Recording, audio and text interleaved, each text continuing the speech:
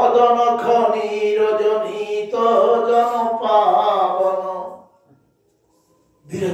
বিরজাকে ছেদ করে দিল। আর ব্রহ্মা ছিলেন বিরজা থেকে প্রথম কমণ্ডলটি ধরে নিয়েছেন ব্রহ্মা, সেই গঙ্গা জল। সেই পিতা নাসিনী গঙ্গা, তিলক পাবনী গঙ্গা। আমরা কত সৌভাগ্য আপনাদের, সেই নবদ্বীপে গঙ্গা, যমুনা, সরস্বতী। তাও হায় রে নবদ্বীপবাসী, আবার এইখানেই গঙ্গা, যমুনাকে, সরস্বতীকে ছেড়ে আবার কোথায় যাচ্ছে? ত্রিবেণীতে। কোন বেণীতে যাবে? এখানে ত্রিবেণী, কোন বেণী নাই। ত্রিবেণী, গঙ্গা, যমুনা, সরস্বতী এইখানে। ভক্তি চোখে যদি দেখতে চাও তাহলে অবশ্যই দেখতে পাবে। এখানে ভাগীরথী, অলকানন্দা, গঙ্গা, যমুনা, সরস্বতী, জাহ্নবী, আর কি কি কি কত বল। পদনখ নিরজনিত জন পাবন। তাই নবদ্বীপ মতো হেরভূমি ত্রিভুবনে নেই, কোথাও যেতে হবে। শুধু গৌরের চরণে আশ্রয় করো, এ জীবন চুটকিতে চলে যাবে, অনায়াসে পার হয়ে যাবে। একমাত্র কি? হরিনাম করো সার, এবং সাগর হবে বালিচর, হাঁটিয়া হইবি। হেঁটে হেঁটে পার হয়ে চলে যাও। আর কেমন যাবো? গৌরের চরণে আশ্রয় নিলে না, একে অপরের হাত ধরাধরি করে, এত বড় সুখ আছে। কিরকম হাত ধরাধরি? আমরা কি পুরুষ স্ত্রী? না, পুরুষ স্ত্রী ভেদভাব থাকলে যেতে পারিব না, তখন পড়িয়া থাকিতে হবে ভব সংসারে। আমরা না পুরুষ না স্ত্রী, ওভার পুরুষ। তাই পুরুষ স্ত্রী ভেদ বুদ্ধিতে ভগবত কথা, ভগবত লীলা আমরা এতটুকু এক বিন্দু পর্যন্ত স্পর্শ করতে পারি না। এটি তো মায়া। সংসারের মায়াটা কি? প্রথম মায়া হচ্ছে পুরুষ আর স্ত্রী। একজনের এক বাহু থেকে পুরুষ, স্ত্রী জন্মাল, দুইজনের বিবাহ হলো, ভাই বোনের বিবাহ। অর্থাৎ এই সংসারে যে সম্বন্ধ, এরা কিসের সম্বন্ধ? অসত্যের সম্বন্ধ। অসত্যের সম্বন্ধ। যেমন অসত্য বস্তুটা পড়ে গেল, সম্বন্ধ গেল ছুটে। তাই ভাগবত শোনা মানে কি বললাম? ব্যাংকে খাতা খুলতে হবে, স্পিরিচুয়াল ব্যাংকে খাতা খুলতে হবে। বিশ্বাস, যার মূল্য হচ্ছে শ্রদ্ধা। জগৎগুরু নিত্যানন্দ বলেছেন যে শ্রদ্ধাবান জন হে, শ্রদ্ধাবান জন, শ্রদ্ধাবান জন হে, শ্রদ্ধাবান জন, শ্রদ্ধাবান জন হে, শ্রদ্ধাবান জন, শ্রদ্ধাবান জন হে, শ্রদ্ধাবান জন। কেবল শ্রদ্ধা বলেছি, জিরো ব্যালেন্স মানে শ্রদ্ধা। শ্রদ্ধা আনার জন্য কারো কষ্ট নেই, টাকা পয়সার জন্য কষ্ট হয়, কিন্তু শ্রদ্ধা মূল্য নিয়ে আসতে পারে না কেউ, পারে না। শ্রদ্ধা মানে বিশ্বাস। ভগবানের প্রতি বিশ্বাস থাকলে তারা জগতের প্রতি, আমরা জগতের প্রতি বিশ্বাস রাখি কিন্তু ভগবানের প্রতি বিশ্বাস রাখি না। সত্য কিনা? জগতে যাহাকে আপন জন মনে করি সেই আমাকে রক্ষা করবে মনে করি, কিন্তু তাকে রক্ষা করার উপায় আছে না, কোন শক্তি আছে না। তাই অবশ্য রখিবে হরি বিশ্বাস, অবশ্য রখিবে গৌর বিশ্বাস। তাই ভক্তি অনুকূল কর্ম, ভক্তি অনুকূল মাত্র কার্যের শিকার, ভক্তি প্রতিকূল ভাব বর্জন অঙ্গীকার। যাহাতে ভগবানকে ভালোবাসা যায় সেই কর্ম, যাহাতে ভগবানের ভালোবাসার বিরুদ্ধ কর্ম তাকে বর্জন। শরণ শরণাগতি হইবে যাহার, তাহার প্রার্থনা শুনে শচী কুমার রূপ রঘুনাথ পদে দন্তে তিন ধরি। এই ধীর দাস পড়ে পদ ধরি, কাঁদিয়া কাঁদিয়া বলি আমি তো অধম, শিখায় শরণাগতি করে উত্তম। প্রত্যেকে আচার্য বাণী, আচার্যগণের চরণ অনুসরণ করে আমাদেরকে তার কাছে ভুলে গেছি। তোমাকে আমি কান্নার মাধ্যমে আমার সমস্ত ভুলকে ধরিয়ে দিতে চাই, তুমি আমাকে হাত বাড়িয়ে আছেন, তিনি হাত বাড়িয়ে আছেন, শুধু আমাদেরকে এগোতে হবে। আচ্ছা প্রভু, বুঝতে বড় কৌতূহল হচ্ছে, মৎস্য একটা ঘৃণার বস্তু, কিন্তু ভগবান মৎস্য অবতার কেন নিয়েছিলেন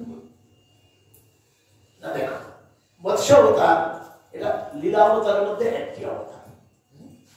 ভগবান বহুরূপে যখন যেটা প্রয়োজন, প্রলয়ের সময় প্রয়োজন ছিল, তাই মৎস্য অবতার নিয়েছে। তার একটু কৌতূহলটা রাজা ছিলেন সত্যব্রত, ভক্তের মাধ্যমে ভগবান লীলা করে।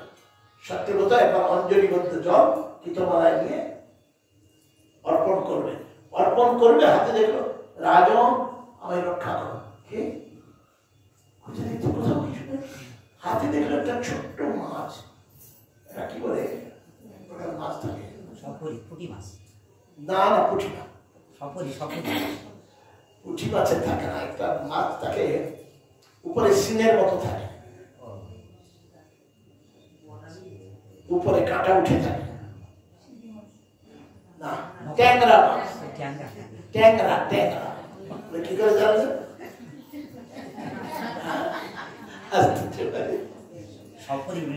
ট্যাংরা মাছটার উপর দিকে থাকে না কাঁটা, এটা ছোট্ট মাছ। মাছ বলতে আমার রক্ষা করে রাজন, আমি অসহায়। ঠিক আছে, একটা কাপে নিয়ে রেখে দেবো। যেই কাপে নিয়ে গেছে আবার সেই কাঁটার উপর দিয়ে উঠেছে, আমার রক্ষা করো। এখন মুশকিল, তখন একটা লোটার মধ্যে রেখে দিল, লোটা বাইরে আছে। এখন কি নিয়ে গিয়ে মাছটাকে নিয়ে একটা ছোট্ট একটা জলাশয়ের মধ্যে যেই রেখে ফিরেছেন, সঙ্গে সঙ্গে আরো বড় হয়ে যাচ্ছে। রাজন এই জল আমার জন্য পর্যাপ্ত নয়, সেখান থেকে নিয়ে গিয়ে রাজপ্রাসাদে সরোবর ছিল, তাকে দিয়ে সরোবরের উপরে উঠে আসে। রাজন এই জল আমার যথেষ্ট নয়। আশ্চর্য, সত্য বলছে। তখন নিয়ে গিয়ে সেই মাছটিকে একটা নদীতে ছেড়ে দিলেন, নদীতে ছেড়ে দিলেন, নদীর স্রোতের উপরে উঠে গেল। রাজন এই জল আমার যথেষ্ট নয়। রাজা বিস্মিত হচ্ছে, মনের মধ্যে কৌতূহল হচ্ছে, একটা উদ্বেগ, কি হচ্ছে কি হচ্ছে কি হচ্ছে কি হচ্ছে। ভক্ত যখন ভগবানের কৃপা পায় না, তখন তার হৃদয় একবারে আলোড়িত হয়ে যায়, এমন ভাবে দ্রবীভূত হয়, সে কোনো কিছু স্থির রাখতে পারে না। তার আনন্দ, তার বিস্ময়, তার আতিশয্য, তার ভিতরে অজানা অজানা শুভ দৃষ্টি যেন সেটা দেখতে যাচ্ছে। ভক্তি জগতের যদি অনুভব না, সেগুলো পরম্পরার অনুভব, আমরা যদি এতটুকু অনুভব করতে না পারলাম, মানাতি লোকে কি হবো? তাই বলেছেন, বারে বারে মনে করে দিই, করিনি রে বাস গেল না পিয়াস। জলে বাস করেও তোমার পিপাসা মিটল না। তখন অন্তিমে সেই নদী থেকে তুলে নিয়ে সমুদ্রে ছেড়ে দিলেন। যেই সমুদ্রে ছেড়ে দিলেন, রাজন আমি একটা ছোট্ট মৎস্য, এই সমুদ্রে বড় বড় জীব আছে, তারা আমাকে খেয়ে ফেলবে, তুমি কেমন রাজা গো? অসহায় মৎস্যকে তুমি ছেড়ে দিয়ে গেলে। আর সমুদ্রের পরে জল কোথায় পাবে? সঙ্গে সঙ্গে দণ্ডবোধ প্রণাম করে, হে মা মৎস্য, কৃপা করো, আমি দর্শন দাও। আমি তোমার দর্শন বিনা আকুল আহ্বানে আমি নিজেকে স্থির রাখতে পারছি না। তখন ভগবান পর্দাটা সরিয়ে দিলেন, মহামৎস্য রূপে দেখা দিলেন। বলে, হে রাজন, তুমি আমার অত্যন্ত প্রিয়, তাই তোমাকে দর্শন দেওয়ার জন্য, তোমাকে সাবধান করে দেওয়ার জন্য আজকে 7 দিনে, এরপরেই প্রলয় আসবে। কি প্রলয়? নৈমিত্তিক প্রলয়। ব্রহ্মাকে নিমিত্ত করে প্রলয় যখন হয়, সেটা হয় ব্রহ্মার রাত্রিকাল। ব্রহ্মার রাত্রিকালে 4 প্রকার প্রলয়ের কথা আমরা শুনবো অন্তিম দিনে। নৈমিত্তিক প্রলয়, এই নৈমিত্তিক প্রলয়ে সমস্ত জলরাশি ডুবে যাবে, তুমি ঘুমিয়ে পড়ে ব্রহ্মা। তখন আমি এই মনুষ্য জীবগুলির সমস্ত বীজ এবং সপ্তর্ষিকে নিয়ে একটা দিব্য সেই প্রলয় জলে একটা নৌকা ভেসে উঠবে। সেই নৌকায় যদি উঠবে, সেখানে সপ্তর্ষি মণ্ডল আর সমস্ত বীজগুলিকে নিয়ে তুমি ভয় পাবে না। সেই জল এমন উত্তাল তরঙ্গে উঠবে, কোনো প্রকার চিন্তা করবে না। আর সেই নৌকাটা তখন এই মৎস্যরূপে আমি দেখা দেবো। আমার পিছনে ওই লেজের উপরে একটা নৌকা থাকে, কি বলে? নৌকার কি থাকে? নৌকার একদিকে থাকে না উঁচু, কি বলে? যাই হোক, ঠিক আমার সেই লেজটা এত উঁচুতে থাকবে, তার সঙ্গে তুমি বেঁধে দিবে। কি দিয়ে বাঁধবো না? বাসুকে ভেসে উঠবে, তাকে বেঁধে দিবে। আর সারা রাত্রি আমি তোমাকে এই সপ্তর্ষিকে নিয়ে আমি দিব্য গান উপদেশ দিব। প্রলয় পয়োধি জলে ধৃতবানসি বেদম বিহিত্র বহিত্র চরিত্র মেঘদম কেশবধৃত মীন শরীর জয় জগদীশ হরে